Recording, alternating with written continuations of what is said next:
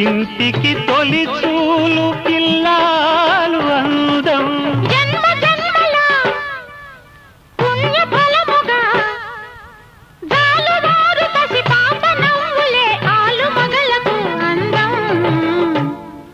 ఇది చెరగని ప్రేమకు శ్రీకారం,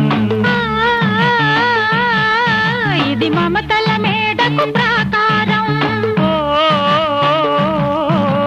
పండిన కలలకు శ్రీరస్తు, పసుపు కుంకుమకు శుభమస్తు. కనివిని ఎరుగని అనురాగానికి కళ్ళ